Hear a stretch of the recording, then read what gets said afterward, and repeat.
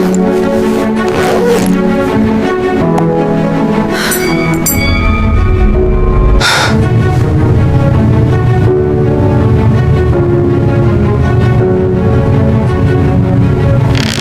new beginnings. Cheers to that. Cheers. I found my girlfriend's secret phone hidden in her suitcase on our dream vacation to Greece, and what I discovered in those messages made me physically sick. We'd been together for 3 years, and this 2-week trip to the Greek islands was supposed to be perfect until I noticed she had 2 phones. What started as the worst betrayal of my life led me to meet someone who showed me what real love actually feels like and changed everything. My name is James, and 3 years ago, I met a girl named Rachel at a friend's birthday party in London. She had this infectious laugh and we clicked, immediately talking until 3 a.m. about everything from terrible reality TV to our dream of traveling the world together. Rachel worked in marketing. I was in finance.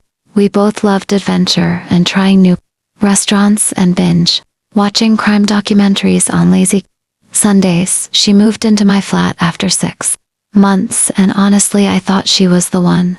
We'd talked about marriage, about buying a place together, about eventually having kids, all those conversations couples have when they think they've found their person. I was saving up for an engagement ring, planning to propose somewhere special.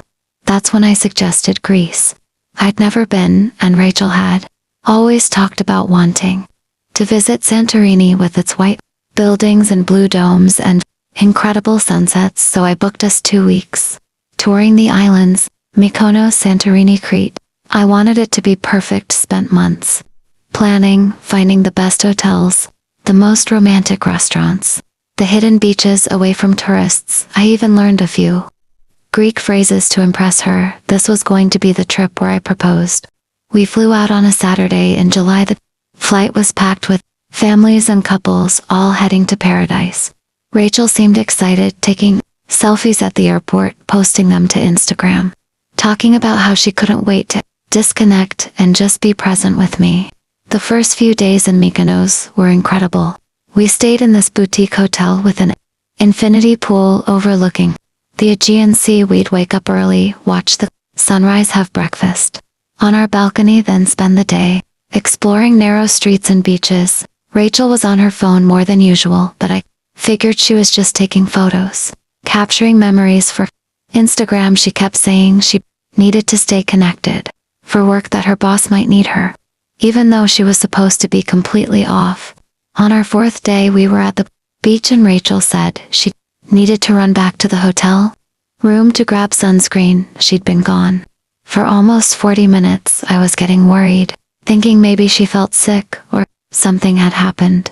When she finally came back, she seemed flustered, said she'd gotten a work call that took forever. I didn't think much of it at the time, just suggested we both try to actually disconnect and enjoy the vacation without work stress. That night we had dinner at this amazing seafood restaurant right on the water. Everything seemed fine. Rachel was laughing at my terrible attempts to speak Greek. The waiter kept bringing us complimentary wine. The sunset was absolutely stunning. But then her phone kept buzzing. She'd glance at it, smile slightly, then put it face down on the table. After the 5th time I joked about her being popular. Tonight she got defensive, said it was just her girlfriends back home asking about the trip. Something felt off, but I didn't want to be that jealous, controlling boyfriend, so I let it go. We went back to the hotel, made love, fell asleep, and I convinced myself I was being paranoid that everything was fine. The next morning, Rachel said she wanted to go shopping alone, that I'd be bored following her around boutiques. She'd meet me back at the hotel in a few hours. We could have lunch together. I said sure, gave her my credit card, told her to get something nice. After she left, I decided to surprise her. I tidied up the room, changed the sheets, made everything romantic. I was moving her suitcase to get to the wardrobe when I heard something slide and hit the floor from inside her bag. I opened the suitcase to put whatever had fallen back inside, and that's when I saw it. A second phone, an iPhone with a bright pink case I'd never seen before tucked into a hidden pocket of her luggage.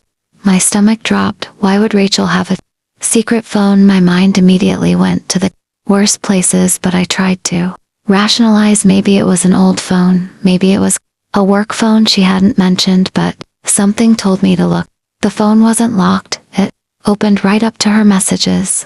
And the most recent conversation was with someone named Marcus. The messages made me want to throw up right there on the hotel room floor. Marcus had texted that morning, "Miss you baby, can't wait until you're back from this boring trip with him." 2 weeks feels like forever without you, Rachel had responded. "I know babe, just have to get through this, then we're free." I scrolled up, my hands shaking. The messages went back months, maybe even a year. They were calling each other baby, talking about being in love making, plans to move in together. There were photos to intimate photos. Rachel had sent him pictures from our hotel room from our balcony with captions like "wish you were here" instead, and "thinking of you while he's boring me to death." There were voice notes of them saying, "I love you." I found messages from the day before we left for Greece, Rachel telling Marcus she didn't want to go, that she'd rather spend 2 weeks with him, but she had to keep up appearances that she'd break up with me soon after we got back. Marcus asking her why she didn't just end it now. Rachel saying she needed to be strategic, that I was paying for everything and she needed time to figure out her finances before leaving. There were messages about them laughing at me, calling me clueless. The phone wasn't locked, it opened right up to her messages. And the most recent conversation was with someone named Marcus. The messages made me want to throw up right there on the hotel room floor. Marcus had texted that morning, "Miss you baby, can't wait until you're back from this boring trip with him." 2 weeks feels like forever without you, Rachel had responded. "I know babe, just have to get through this, then we're free." I scrolled up, my hands shaking. The messages went back months, maybe even a year. They were calling each other baby, talking about being in love making, plans to move in together. There were photos to intimate photos. Rachel had sent him pictures from our hotel room from our balcony with captions like "wish you were here" instead, and "thinking of you while he's boring me to death." There were voice notes of them saying "I love you."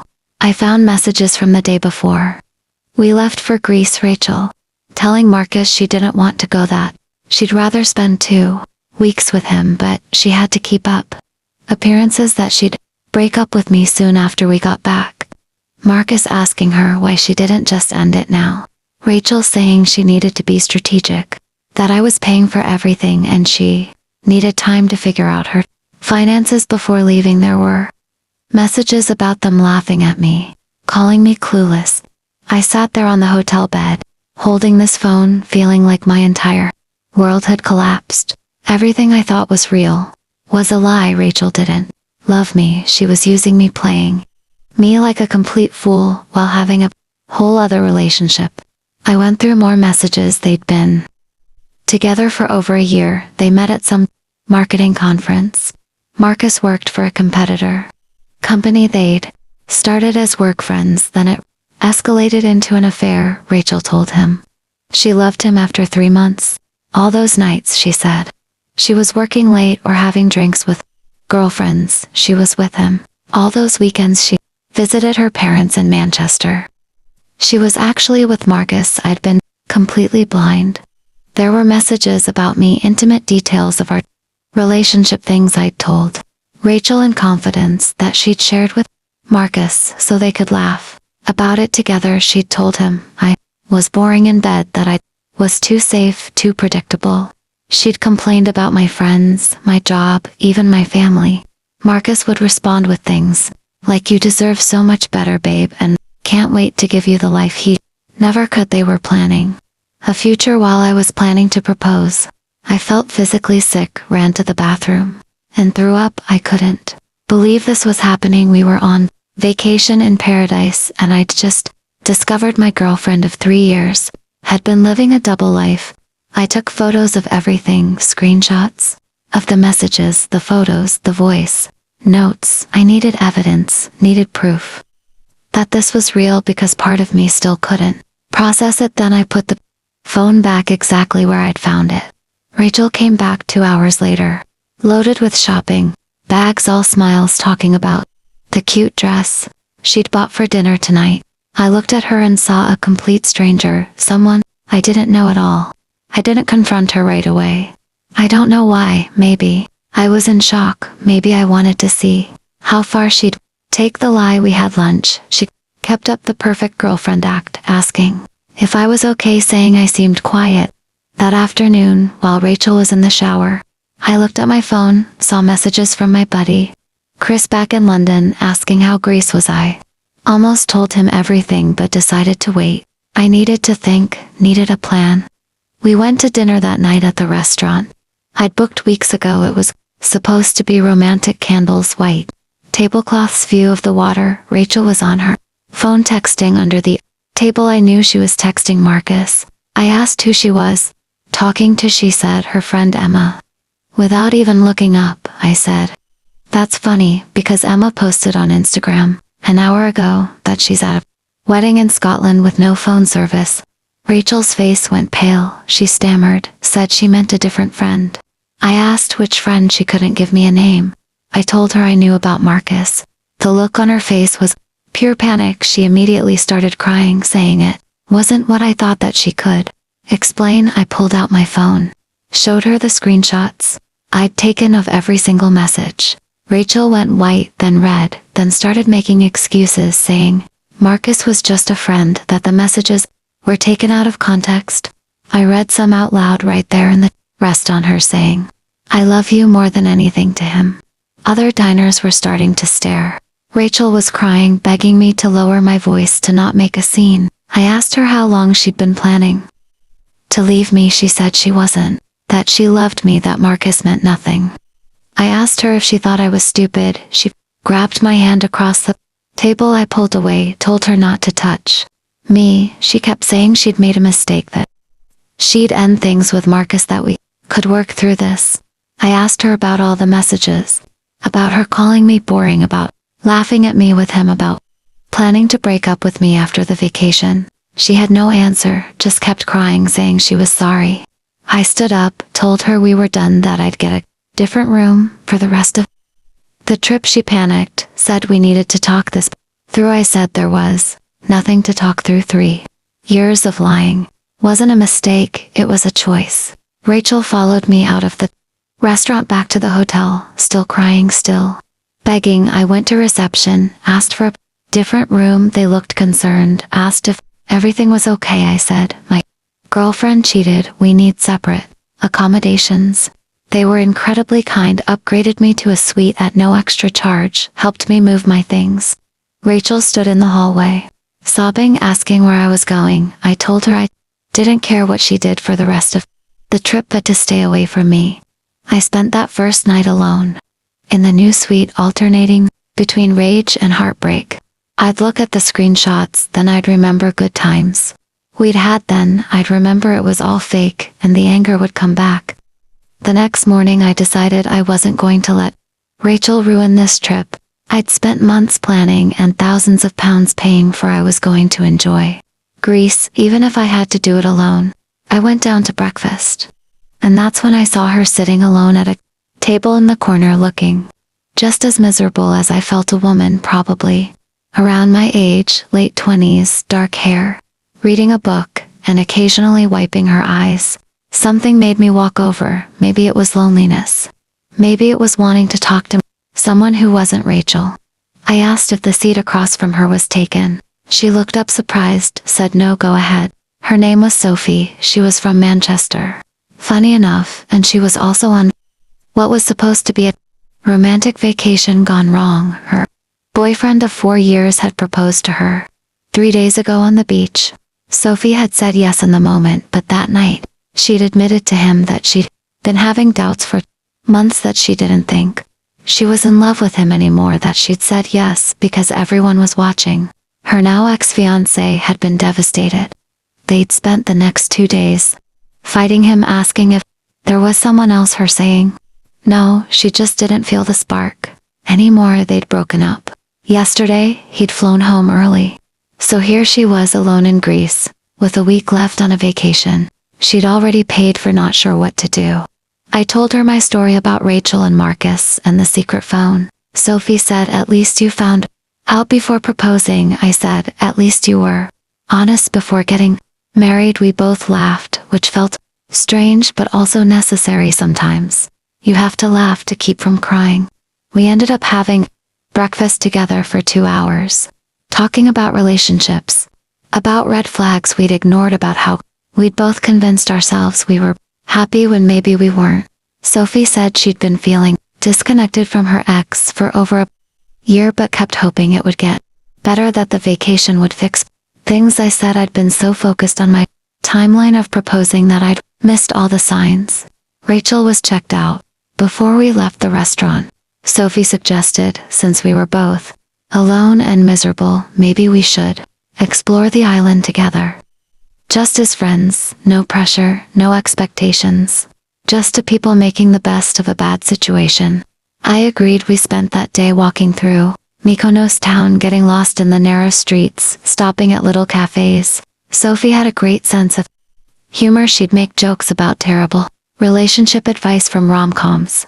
That evening we watched the sunset from Little Venice, the famous spot where buildings meet the sea. Sophie said this would have been romantic if we weren't both emotionally destroyed. I said, give it time, maybe we'll remember it fondly. Over the next few days, Sophie and I became inseparable. We'd have breakfast together, explore during the day, have dinner at whatever restaurant looked good. We talked about everything, our childhoods, our dreams, our careers, our fears. There was something easy about being with Sophie. No pressure, no history, just two people enjoying each other's company. I found myself laughing genuinely for the first time since finding that phone. We took a ferry to Santorini, spent 3 days exploring Oja and Fira, hiking from one village to another, swimming at Red Beach. Sophie loved photography, so I'd watch her take pictures of doors and cats and sunsets. One night over wine at dinner, Sophie said, "You know, this is the best vacation I've had in years, even though it started as the worst." I said, "Same. I can't remember the last time I felt this relaxed, this myself." Sophie asked what I meant. I said, with Rachel, I always felt like I had to be a certain way. The successful boyfriend with the plan, with everything figured out, but with you I can just be me. Sophie smiled, said, "I feel the same." That's when I realized I was developing feelings for Sophie, real feelings. Not rebound feelings, not trying to fill a void, but genuinely enjoying who she was and wanting to know her better. But I didn't say anything, didn't want to complicate things, didn't want to rush into something when we were both still healing from our previous relationships. So I just enjoyed the moment. On our last night in Santorini, we had dinner at a restaurant carved into the cliffs overlooking the caldera. The sunset was incredible, orange and pink and purple reflecting off the white buildings. Sophie said, "I need to tell you something. I've really enjoyed this week with you more than I expected to. You've made this disaster trip into something I'll actually remember fondly." I said, "I feel exactly the same way." She said, "I know we're both dealing with breakups and probably shouldn't jump into anything, but I'd really like to stay in touch when we get back to London, maybe get coffee or something." I said, "I'd like that too." We exchanged numbers, real numbers, not just Instagram. Promised to actually follow through on meeting up back home. The next day we flew back to London, sat next to each other on the plane. When we landed and went through customs, Sophie gave me a hug, said thank you for saving my vacation. I said thank you for saving mine. Then we went our separate ways, her to Manchester, me to my flat. The first thing I did when I got home was change all the locks. Rachel had keys. I didn't want her showing up unannounced. She'd been texting me the whole trip, begging to talk. I'd ignored every message. I packed up all her stuff that was still at my place, put it in boxes, left it with the building manager, told him she could pick it up, but I didn't want to see her. Rachel showed up the next day, took her things, left me one final text saying I'd regret this. I didn't regret it at all. For the first time in years, I felt free. Like I could breathe, like I wasn't performing or pretending, I could just exist. I started going to therapy. working through the betrayal, the trust issues. 2 weeks after we got back, Sophie texted me asking if I wanted to grab that coffee we'd talked about. I said yes. Immediately we met at a cafe in Shoreditch, talked for 3 hours. Like no time had passed. We started meeting up regularly. Always as friends, getting dinner, seeing movies, going to museums. Sophie was easy to be around. She didn't play games, didn't have hidden phones, didn't make me question everything. 3 months after Greece, I realized I was falling for her, properly falling, not because she was there or convenient, but because she was Sophie, funny and kind and honest in herself. I asked her out on a proper date, told her I had feelings for her, that I understood if it was too soon or too complicated, but I had to tell her. Sophie smiled, said she'd been hoping I'd say that. We took things slow, both of us gun shy from our previous relationships, but it felt right, it felt healthy. We communicated, we were honest, we built something real based on trust, not lies. A year later, we moved in together. 2 years later, I proposed for real, this time to someone. I actually knew, someone who loved me back, someone who wasn't living a double life. Sophie said yes. We got married in a small ceremony with close friends and family, and you know where. We went for our honeymoon. Greece, back to Mykonos and Santorini. We stayed at the same hotels, walked the same streets, ate the same restaurants. But this time it was different. This time it was with the right person. This time it was real. Sometimes I think about Rachel. Wonder if she ended up with Marcus, if she's happy, if she ever felt guilty about what she did. I heard through mutual friends they broke up 6 months after Greece. Apparently Marcus had been cheating on Rachel with someone else the whole time. Karma, I suppose, but honestly I don't care anymore. Rachel and Marcus and all of that feels like a different lifetime. What I'm grateful for is that the worst moment of my life led me to the best thing that ever happened to me. If I hadn't found that phone, I might have proposed to Rachel, married her, wasted more years. Finding out about the affair hurt like hell, but it freed me to find someone who actually deserved me, someone who chose me every day without lies or games or secret phones.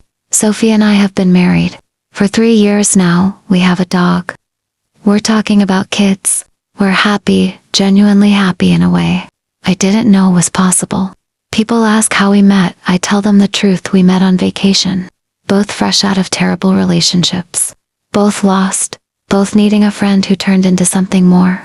The Greek islands will always be special to us, not because they're beautiful, though they are, but because that's where our story started. Where 2 broken people found each other and helped each other heal. Sometimes the worst betrayal leads you exactly where you need to be. Sometimes what feels like an ending is actually a beginning. Sometimes you have to lose everything to find what you've been looking for all along. Rachel taught me what I don't want in a relationship: lies, secrets, betrayal. Sophie taught me what I do want: honesty, communication, partnership, real love, not performative love. I'm not grateful for the pain, but I'm grateful for the lesson, and I'm incredibly grateful that I found that secret phone, because it changed the trajectory of my entire life. 3 years wasted with the wrong person led me to a lifetime with the right one, and that's something I'll never take for granted. Sophie is my person, my partner, my best friend, and it all started with the worst vacation of my life. That turned into the best thing that ever happened to me. Funny how life works sometimes, how the universe puts you exactly where you need to be. The end.